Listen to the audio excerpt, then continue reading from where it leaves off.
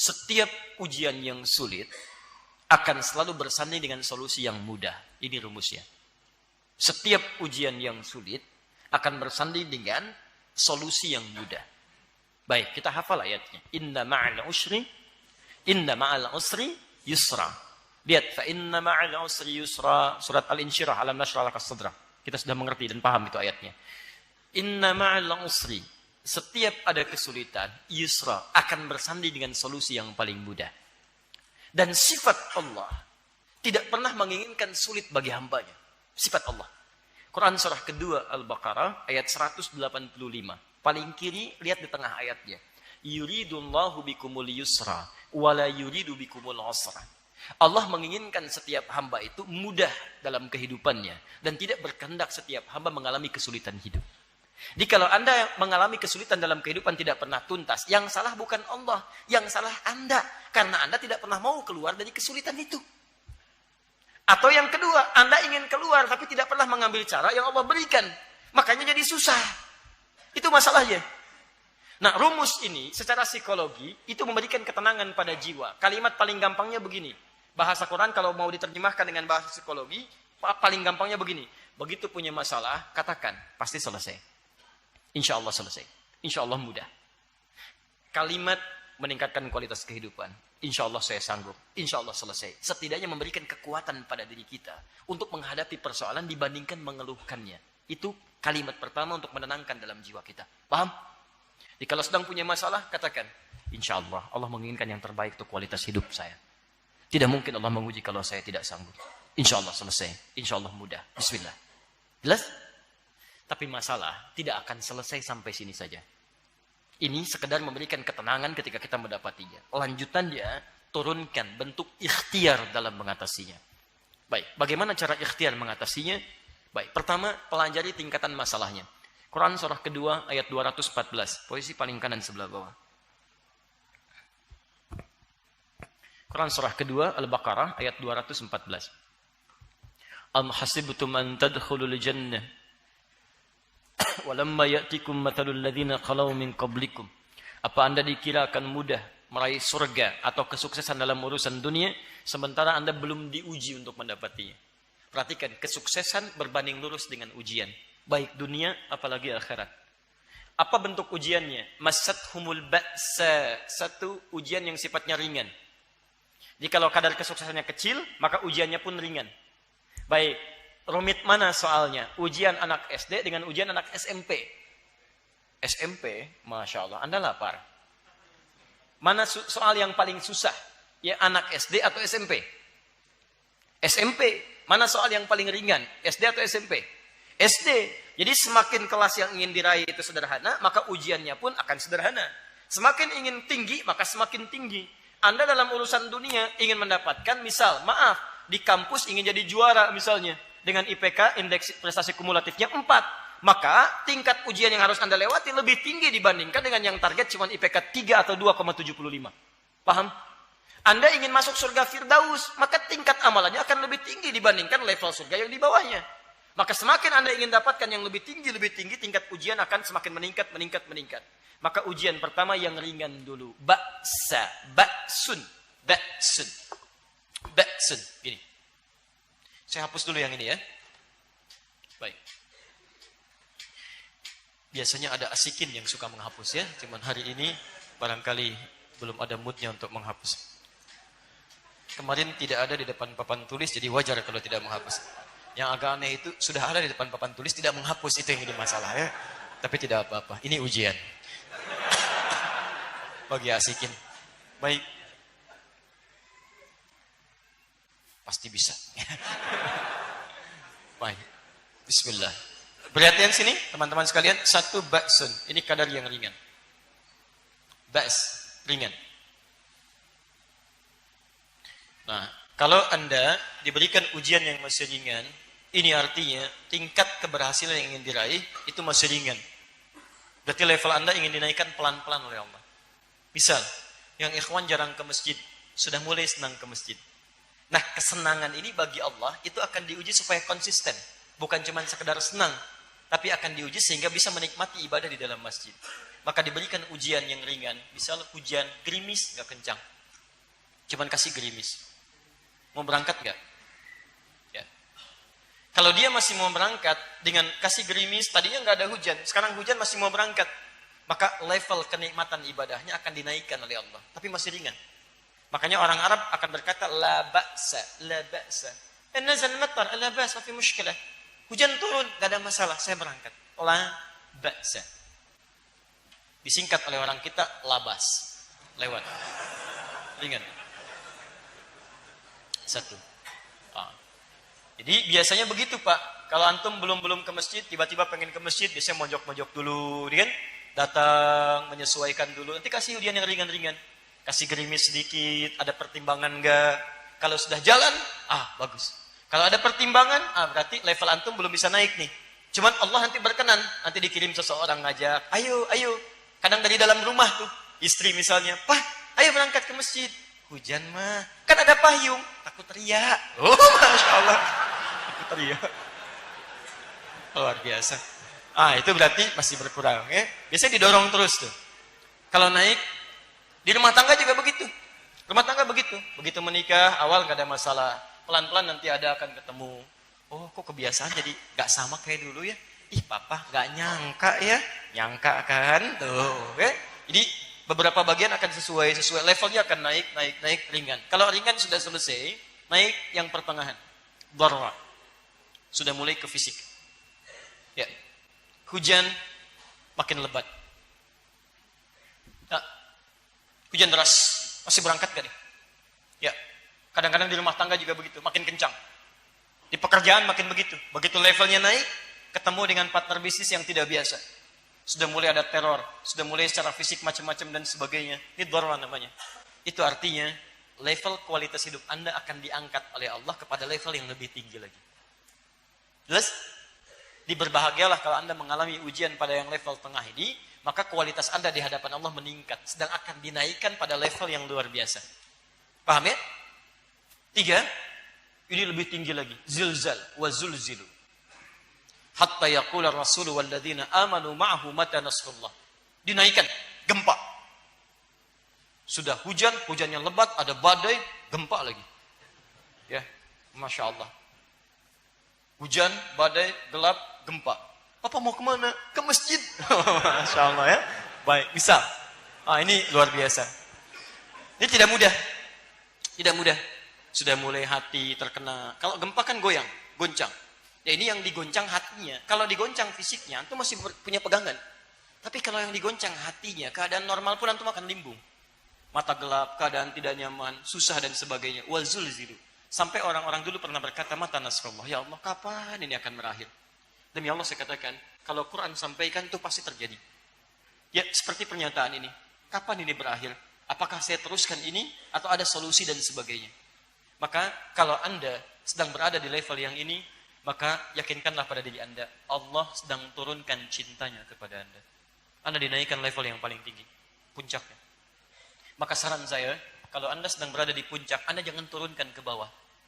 Allah sedang angkat level Anda, kenapa Anda turunkan? Yang paling hebat adalah, kalau Anda sedang mengalami setiap situasi ini, maka Anda cari solusinya. Bagaimana ikhtiar ini bisa dihadirkan solusi untuk mengatasi semua jenis kesulitan yang dimaksudkan. Yang tadi untuk menenangkan hati, yang ini untuk mengidentifikasi kira-kira masalah saya ada di level yang mana. Apakah ringan, apakah sedang, ataukah sulit. Idealnya begini, idealnya setiap tahap kehidupan yang kita alami, antum keluarkan dulu antara persoalan yang mungkin antum hadapi. Kan di Quran ada semua. Misal, antum jadi anak nih, antum akan menghadapi begini. Dengan orang tua akan ada kalimat begini. Contoh, misal antum akan punya rasa kesal pada orang tua, mungkin akan mengeluh. Quran surah ke-17 ayat 23 sampai 27, paling kiri di pertengahan sampai ke bawah. Antum kadang-kadang sudah tidak sepakat dengan orang tua. Bagaimana cara menghadirkan bakti terbaik ketika ada ketidaksepakatan yang berat di situ? Maka muncul solusi. Quran surah 31 ayat 14 sampai dengan ayat ke-15. Kadang-kadang kepercayaan beda. Ada lagi usia sudah 40 tahun lebih, tapi punya masalah dengan orang tua. Ada juga. Seperti apa gambarannya? Quran surah 46 ayat ke-15. Nah, orang-orang yang sebelum mengatasi persoalannya, dia belum masuk kepada masanya. Tapi dia sudah pelajari masalah-masalahnya. Maka orang seperti ini akan lebih ringan mengatasi persoalannya dibandingkan dengan orang yang tidak pernah belajar jenis persoalannya. Sama dengan besok mau ujian, dia mendapatkan kisi-kisi persoalannya. Ini masalah yang akan ditampilkan besok hari.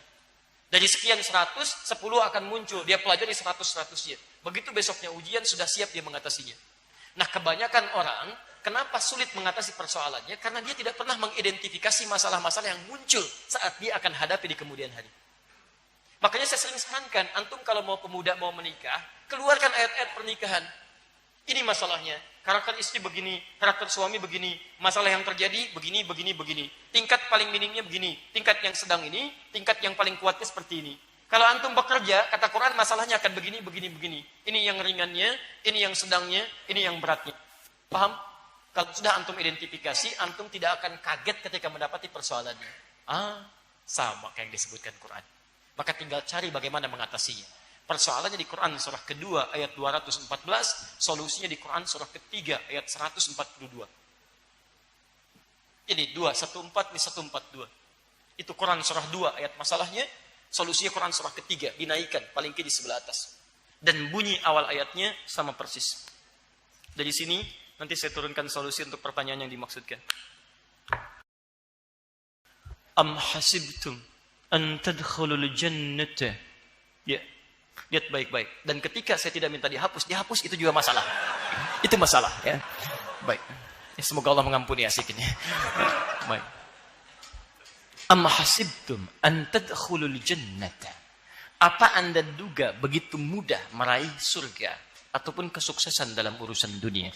Karena jannah itu kalau disebutkan di Quran itu bisa dua. Bisa kesuksesan dalam bentuk urusan dunia, bisa kebahagiaan tertinggi saat kita berada di akhirat, yang diartikan dengan surga. Asalnya jannah itu keberhasilan yang belum kita dapati, belum kita raih. Ya, nanti kalau orang Arab punya kebun-kebun yang indah, kebun yang baik dan sebagainya, maka mereka biasa sebut dengan jannah. Ya, punya anggur, punya macam-macam dan sebagainya, maka sebut dengan jannah. Seperti halnya kita ingin masuk surga mendapatkan kenikmatan yang sangat indah disebut dengan jannah. Apa Anda kira begitu mudah meraih kesuksesan dunia apalagi akhirat? Walamma ya'lamillahu alladhina jahadu minkum wa ya'lamas sabirin. Rumusnya cuma dua dalam ikhtiar. Satu, sementara Allah belum melihat sepenuhnya tentang kesungguhan Anda dalam mengatasi ujian dimaksud dan kesabaran Anda dalam melewatinya. Cuma dua kata Quran. Jadi, kalau antum punya masalah, identifikasi, solusinya dua. Satu, jahadu minkum. Kedua, ya'lamas sabirin, sabar. Lihat baik-baik ya. Sekarang fokus, saya turunkan kalimatnya. Jahadu, akar kata yang paling dasar, berasal dari kata al-juhdu. Ini akar kata yang paling utamanya. Berarti serius, sungguh-sungguh. Jadi kalau antum ingin mengatasi persoalan dalam kehidupan, antum mesti serius. Jangan setengah-setengah. Antum ingin ujian, ingin lulus besok, serius belajar. Jangan setengah-setengah. Jangan nanggung. Sukses ya sukses. Antum ingin raih tingkat tertinggi dalam pekerjaan, serius antum. Ayo jalani. Serius belajar, serius ikut diklat, serius training, serius. Semua yang dikerjakan dengan serius dan cinta dalam mengerjakannya, itu lebih mudah mencapai tujuan dibandingkan yang setengah-setengah. Nah sekarang bagaimana menurunkan sifat keseriusan itu? Kalimat al-juhdu, nanti kembali kepada bentuk ini, itu terdiri dari 3 turunan. Lihat turunannya. 1, dari sini muncul kata ijtihad. Kesungguhan dalam merencanakan. Buat planning dulu. Punya rencana. Saya besok mau ke masjid subuh. Masjid mana? Petakan. Alhamdulillah, saya mau ke Al-Azhar, Kalimalang, misal. Anda tinggal di mana? Saya di Pekayon. Subuh besok jam berapa? 4? 49, 47, 411, 412. Masya Allah ya. Kayak skor bola aja antum bagaimana. Ya, ambillah tengah-tengah. Misal 410. Perjalanan dari Pekayon ke Al-Azhar. Ya, Al-Azhar di Kalimalang. Berapa lama dari sini ke Kalimalang? 10 menit, 11 menit, 12 menit. Ukur antum punya apa untuk berangkat. Punya motor, 5 menit nyampe. Punya sepeda, 7 menit nyampe. Antum gak punya motor, gak punya sepeda. Ya, jalan kaki berapa menit nyampe sana? Bisa 15 menit. Adzan subuh 4:10. Taruhlah kendaraannya kita tidak punya. Kita 15 menit sampai di sana. Sampai di sana itu kan pas waktu sholat, adzan berkumandang. Bukan baru adzan, kemudian berangkat. Allahu Akbar, berangkat. Nyampe sana, gak dapat antum subuh. Jelas ya? Antum rencanakan, adzan 4:10. Saya bangun sejak awal dari tahajud dulu. Saya berangkat dari jam 4. Asumsinya apa? Adzan 5 menit. Jadi begitu adzan 10, tambah 5 menit, 15 menit. Jadi ketika saya sampai, adzan baru selesai, sholat. Paham ya? Baik, jangan asumsi komat, antum ketinggalan sholat sunnah. Jadi ketika antum berangkat, 15 menit sampai di tujuan. Ini rencana. Di semua hal yang antum kemudian akan hadapi dalam kehidupan, bikin perencanaannya. Oh, saya ada begini, masalah saya begini. Identifikasi, buat rencana terbaik. Kedua, jihad. Jihad itu perjuangan fisik. Setelah ada rencananya, wujudkan dalam bentuk perjuangan fisiknya. Lakukan. Rencana besok berangkat ke Al-Azhar jam 4. Sampai di sana 4:15. Insya Allah ngambil saf yang pertama untuk menunaikan sholat subuh. Bisa dapat 2 rakaat pertamanya dulu. Konsepnya bagus. Konsepnya bagus. Dituliskan. Begitu bangun, jam 5. Maka tidak konsisten. Ya, ini mesti ada konsistensi. Jangan cuma jadi konseptor yang bagus. Konsep begini. Kita sayang setelah berumah tangga, kita akan jadi keluarga penghafal Quran. Masya Allah, mushafnya nggak ada, kan? Nggak ada apa-apanya. Terus arahnya berubah, nggak akan jadi. Ya cuman ide doang. Kalau cuman ide, yang lain juga bisa. Maka turunkan dalam bentuk perjuangan fisik. Turunkan, beli perangkatnya, hadirkan macam-macamnya dan sebagainya. Identifikasi. Ya, termasuk ini. Apa penyebabnya? Ya, buat pemetaannya, lakukan pendekatan-pendekatannya. Ketiga, ini yang paling baik. Mujahadah. Perjuangan melawan gejolak jiwa. Karena tidak akan selamanya hati kita itu terus pada frekuensi yang sama. Ya, misalnya sabar, maaf, semangat terus, semangat. Kadang-kadang naik turun. Antum jangan dikira ikut ta'lim atau ke masjid, itu selamanya semangat. Tidak. Nanti begitu awal-awal, ya semangat. Pertengahan agak menurun, tiba-tiba agak malas. Ya, apalagi kalau niatnya berubah. Ke masjid misalnya untuk mencari pasangan hidup. Masya Allah. Begitu sampai di masjid ketemu pasangan. Sudah hidup gak ke masjid lagi.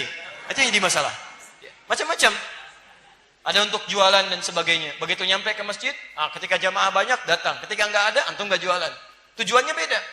Ketika orientasi berbeda, ini yang muncul. Mujahadah. Ayo, lawan. Malas, lawan. Ya, turun semangat, lawan. Begitu antum bisa mengatasi ini semua. Ijtihad rencanakan, identifikasi masalahnya, jihad dengan prakteknya, kemudian mujahadah atasi pergolakan jiwa, dan sabar menjalaninya. Ketika sabar menjalani ini semua, Allah turunkan solusi.